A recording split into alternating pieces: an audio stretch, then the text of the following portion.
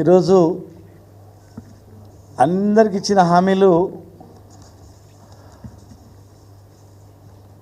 6 గ్యారెంటీలు ఏమైతున్నాయో కాంగ్రెస్ నాయకులు మంత్రులు జిల్లాలకు వెళ్ళినప్పుడు రుణమాఫీ గురించి ఏమడుగుతున్నారో 2,500 మహిళా పెన్షన్ కావచ్చు, రైతు బంధు కావచ్చు, బీమా కావచ్చు, కార్మికులకు ఇచ్చే రైతు కూలీల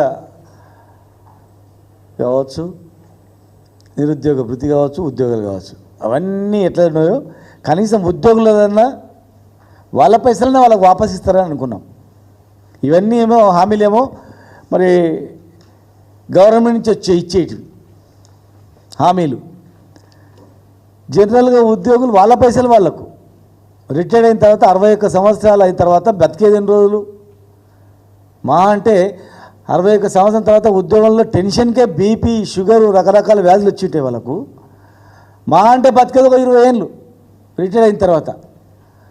రిటైర్డ్ అయిన నాటికి 99% ఉద్యోగులకు ఏదో ఒక జబ్బుతోనే రిటైర్డ్ అయ్యింది తప్ప వితౌట్ ఏ జబ్బు లేకుండా రిటైర్ అయిన ఉద్యోగి మాకు ఇంతవరకు కనపడలే. ఏదో ఒక రకమైన జబ్బు, కొందరికైతే మరీ రకరకాలుగా దీర్ఘకాలిక వ్యాధులతో రిటైర్ అవుతున్నారు టెన్షన్తో. జబ్బులతో రిటైర్మెంట్ అయ్యడం ఒకటెత్తైతే అయిన తర్వాత ఆ జబ్బులు చూపించుకోవడానికి డబ్బులు ఆయన పైసలు ఆయన దాచిపెట్టిన పైసలు వస్తే నేను వైద్యం చూపించుకొని బతుకుతా అని ఆశతో ఉండేది. కానీ ఇలా రోజుకో గుండె ఆగిపోతూ ఉంది. సోమిరెడ్డి గారు అని చెప్పి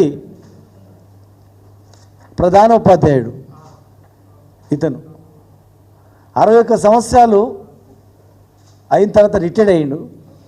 రిటైర్డ్ అయిన తర్వాత ఆయన వచ్చిన జబ్బు చూపించుకోవడానికి డాక్టర్ చూపించుకోవడానికి డబ్బులు లేక ఆగిండు. ఆఫీసు చుట్టూ తిరిగిండు, ఎప్పుడు వస్తాయని. అయ్యా నీవు రావు, ఇంకా 10,000 మంది ఉన్నారు, 10,000 మంది తర్వాత నీకు వస్తుంది, నీకు ఇప్పుడే డబ్బులు రావంటే బీపీ ఎక్కువైపోయి చెప్పిన ఆ డిఓ ఆఫీస్ దగ్గరనే కుప్పగొలిపోయాడు ఆయన. సుస్తయింది. నిమ్స్ హాస్పిటల్కి వచ్చిండు, తర్వాత ఇంకో హాస్పిటల్కి వెళ్ళిండు. డబ్బులు కడుతుంటే అప్పు తెచ్చి డబ్బులు కడుతుంటే మళ్ళీ ఈ అప్పుని ఎట్లా తీర్చాలి, ఏ పైసలు వస్తాయో రావు అని చెప్పి టెన్షన్స్తో, అందరి ముందర టెన్షన్స్తో గుండాకి చచ్చిపోయిండు ఆయన. ఇలా రోజుకొకరు చనిపోతున్నారు 10,000 మందిలో. దీనికి బాధ్యులు ఎవరు? ఇవన్నీ కూడా ఏ పైసలు కూడా గవర్నమెంట్ ఇచ్చేటివి కావు, వాళ్ళ పైసలే. వాళ్ళ డబ్బులు వాళ్ళు ఇవ్వడానికి, వాళ్ళ పైసలు వాళ్ళకు వాపస్ ఇవ్వడానికి ఒక 4-5 వేల కోట్లు అయితే అయిపోతాయి మొత్తం టోటల్గా. వాళ్ళ డబ్బులు వాళ్ళకి ఇవ్వడానికి ఇవ్వకుండా రిటైర్డ్ అయిన 10,000 మందిని చంపుతూ ఉన్నారు. ఏ ఉద్యోగి ఇట్లా గుండా చచ్చిపోయినా అది ప్రభుత్వ హత్యగానే మేము భావిస్తాం, గుర్తుపెట్టుకోండి. హాస్పిటళ్ళల్లో వైద్యానికి డబ్బులు కావాలి, హెల్త్ కార్డ్స్ అన్న అదట్లే డబ్బులు కావాలి. ఇవాళ రేపు పైసల గురించి కన్న తల్లిదండ్రులే, కన్న పిల్లలే ఎంత వేధిస్తారో పేపర్లు చూస్తున్నాం, ఏ రకంగా సంఘటనలు జరుగుతున్నాయో. ఆయన బతుకుతాం అంటే బతకలేని పరిస్థితి. ఇలా 10,000 కుటుంబాలు 35-40 సంవత్సరాలు ప్రభుత్వంలో ఉద్యోగం చేసి ప్రభుత్వాలను నడిపి కష్టపడి ఇలా రోగాలతో రిటైర్డ్ అయిపోయి ఆ రోగాల డబ్బులు లేక చనిపోయే సందర్భాలు ఉన్నాయి. వెంటనే వీళ్ళకు రిటైర్మెంట్ బెనిఫిట్స్ అందరికీ విడుదల చేయాలి. ఏం ఆపుతారు? అన్నీ ఆపండి. కాంట్రాక్టర్లు, పెద్ద కాంట్రాక్టర్ బిల్లు ఆపండి, పెద్ద కాంట్రాక్టర్ బిల్లు ఆపండి. మేము పెట్టినటువంటి రైతు బంధు పైసలు 3 కాంట్రాక్టర్లకు ఇచ్చేసారు, 1,000 కోట్ల రూపాయలు. ఆ పైసలు ఇచ్చినా వీళ్ళందరూ బతికేటోళ్ళు. 3-4 కాంట్రాక్టర్ల గురించి ఇలా పైసలన్నీ వాళ్ళకే దారదత్తం చేస్తూ ఖజానా ఖాళీ అని చెప్తా ఉన్నారు. రాష్ట్రం వచ్చిన తర్వాత, కాంగ్రెస్ ప్రభుత్వం వచ్చిన తర్వాత ఎవరెవరికి ఎన్ని బిల్లులు ఇచ్చినా మీరు బయట పెట్టండి. 1 కోటి రూపాయల పైగా ఇచ్చినటువంటి బిల్లుల జాబితాను విడుదల చేయండి. ఎక్కడ పోతున్నాయి పైసలు? ఎవరికి ఇస్తున్నారు? ఏ కాంట్రాక్టర్కి ఇస్తున్నారు? ఆ కాంట్రాక్టర్ల బంధువులు ఎవరు? బినామీలు ఎవరు? వాళ్ళ డబ్బులు, వాళ్ళు బెనిఫిట్స్ అయిన వాళ్ళు దాచిపెట్టుకున్న డబ్బులు వాళ్ళకి ఇవ్వడానికి ఈ రకంగా. రెండవది ఇంకో అంశం, ఇలా ఎలక్షన్ మేనిఫెస్టోలో సిపిఎస్ రద్దు చేస్తామని చెప్పారు. చాలా ఇచ్చిన హామీలు, అందులో ప్రధానమైనది ఓల్డ్ పెన్షన్ విధానం తెస్తామన్నారు. ఓల్డ్ పెన్షన్ విధానం తెస్తామంటే ఆ ఉద్యోగులు 2.5 లక్షల కుటుంబాలు ఓట్లు వేసారు.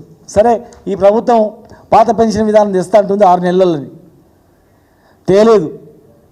సరే తేలేదు, ఏదో అడ్డంకులు చెప్తారు, ఓకే. మరి వాళ్ళు దాచిపెట్టుకున్న పైసలు ఎక్కడ పోతున్నాయి? వాళ్ళ జీతంలో 10%, కొత్త పెన్షన్ విధానంలో 10%, మూల వేతనంలో డిఏలో 10%, ప్రభుత్వం ఇచ్చే 10%, ఆ 2 జమ చేసి ఏదో కంపెనీలో పెట్టి వచ్చే లాభాలతో ఆ పైసలతో పెన్షన్ ఇవ్వాలి. ఇవాళ వాళ్ళ పరిస్థితి ఏమైందంటే వాళ్ళ డబ్బులు వాళ్ళకు రావట్లేదు. ప్రైవేట్లో అయితే ప్రావిడెంట్ ఫండ్ ఉంటుంది, ఈపీఎఫ్. ప్రైవేట్లో ఒక 20 మంది ఉద్యోగులు ఉన్న కంపెనీకి ఈపీఎఫ్ ఓపెన్ చేయాలి అకౌంట్. 12% జీతంలోకించి కట్ చేస్తారు, 12% కంపెనీ జమ చేసి వాళ్ళు డబ్బులు పెడతారు. ఎవరైనా కంపెనీ వాళ్ళు జమ చేయనట్లయితే జీతం డబ్బు వెంటనే 20% ఫైన్ వేస్తారు, క్రిమినల్ కేసు పెడతారు కట్టకపోతే. 12% కంపెనీ కట్టాలి, 12% జీతంలోకించి. మరి ప్రైవేటు 20 మంది ఉద్యోగులు దాటితే ఈపీఎఫ్ ఉంది, కఠినమైన సెక్షన్స్ ఉన్నాయి. దానికి 7Q 1952 సెక్షన్ ప్రకారము, 7Q 14B ప్రకారము క్రిమినల్ యాక్షన్ తీసుకోవాలి, ఫైన్ వేయాలని ఉంది. ప్రైవేట్ కంపెనీలకు ఫైన్ వేస్తున్నారు, క్రిమినల్ కేసులు పెడుతున్నారు. మరి ప్రభుత్వము ఉద్యోగుల జీతాలు వాడుకొని ఇప్పటి వరకు 1,300 కోట్ల రూపాయలు వాడుకున్నారు. నెలకు 100 కోట్ల చొప్పున లెక్క పెట్టుకుంటే కూడా తక్కువ 1,300-1,500 కోట్ల రూపాయలు వాడినారు. ఇన్ని కోట్ల రూపాయలు, 1,300 కోట్ల రూపాయలు మీరు వాడుకొని వాళ్ళ భవిష్యత్తు ఏం కావాలా? అసలు వాళ్ళ ఒక ఎంప్లాయీ ఇంకో దగ్గర ట్రాన్స్ఫర్ అయిందంటే ప్రాన్ అకౌంట్లో వేయాలా, ఇంకో ట్రాన్స్ఫర్ అయిందంటే ట్రాన్స్ఫర్ అయిన దగ్గర మేము జమ చేద్దామంటే అంతకుముందు మీరు పనిచేసిన దగ్గర అకౌంటు ట్రాన్స్ఫర్ కాలేదు, జమ కాలేదు కనుక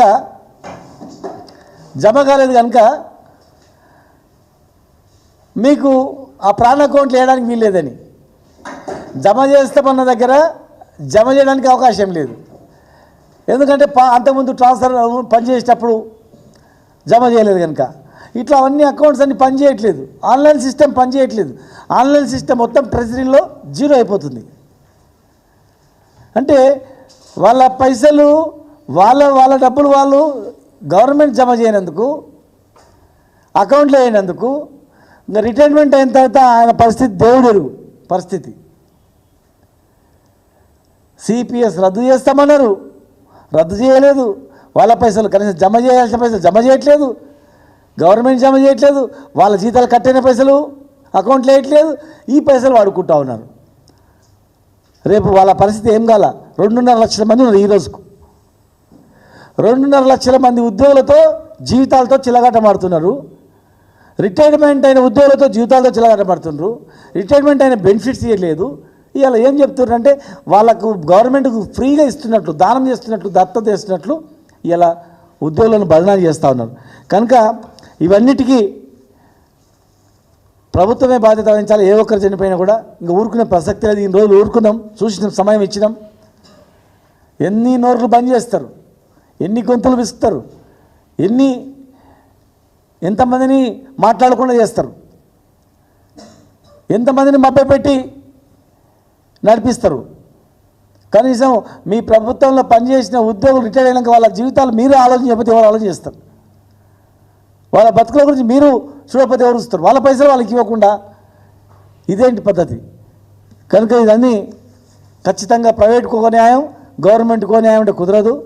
గ్యారంటీగా ఓపీఎస్ తెస్తామన్నారు, ఇది తేవాలి.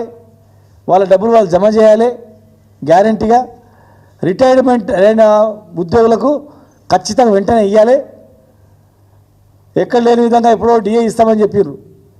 మరి వెంటనే అది కూడా కనీసం ఆ డిఏనైనా విడుదల చేయాలి. వెంటనే డిఏ విడుదల చేసి ఉద్యోగులకు భరోసానివ్వాలి.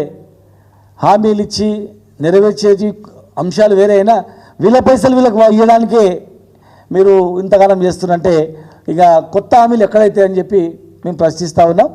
ఏ ఒక్క ఉద్యోగి చనిపోయినా మీదే బాధ్యత అని చెప్పి మీ ద్వారా తెలియజేస్తా ఉన్నాం.